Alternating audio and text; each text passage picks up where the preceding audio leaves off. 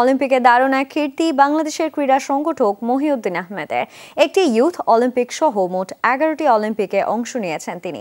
Paris অলিম্পিকেও লাল সবুজের পতাকাকে করেছেন সমুন্নত।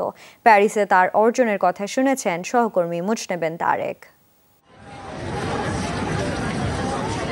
বাংলাদেশের নিভৃতচারী এক ক্রীড়া সংগঠক মহিউদ্দিন আহমেদ। যেখানেই অলিম্পিক সেখানেই তার পদচারণা। প্যারিস আসরেও তার ব্যতিক্রম হয়নি।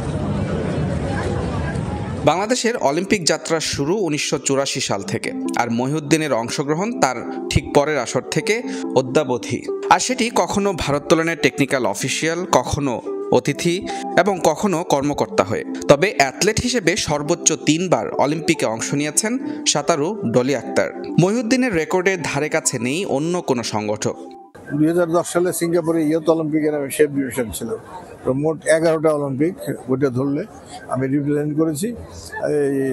যা বলছি, কোনো সময় টেকনিক্যাল অফিসার হিসেবে, কোনো সময় ম্যানেজার হিসেবে, কোনো সময় টেকনিক্যাল ইকুইপমেন্টস টেকনিক্যাল অফিসিয়াল হিসেবে।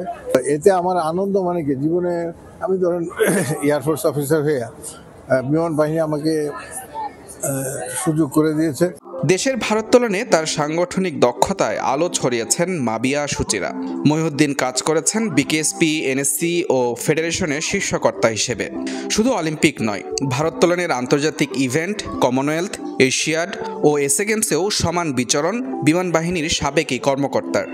আমরাও টেকনিক্যাল অফিসিয়াল, টেকনিক্যাল অন্য কাজ আমাদের দিয়েছে। একই কাজ, আমরা খালি ইউনিফর্ম পরি না, আর এমনি সব কাজই করি, সুপারভিশন করি।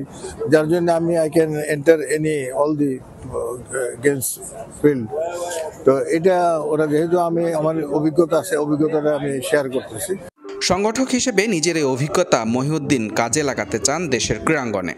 বাংলাদেশের এই যে অর্গানাইজার হিসাবে একটা বিরাট অর্জন আছে, অবশ্যই আছে। তো এইটা আমাদের উপলব্ধি করতে হবে। এই অভিজ্ঞতা দিয়ে ভবিষ্যতে আমরা খেলোয়াড় তৈরি, অর্গানাইজার তৈরি, রেফারি তৈরি, টেকনিক্যাল অফিসার তৈরির ক্ষেত্রে আমরা কিন্তু ভূমিকা রাখছি এবং রাখবো। টেকনিক্যাল কর্মকর্তা হিসেবে 10টি অলিম্পিকে অংশ নিয়েছেন মহিউদ্দিন আহমেদ। ব্যক্তিগত অর্জনে উচ্ছ্বসিত হলেও অপেক্ষায় আছেন অলিম্পিকে নিজ দেশের কোনো অ্যাথলেটের সাফল্য দেখার। Muznebin Tarek, Jamuna sports, Paris, France.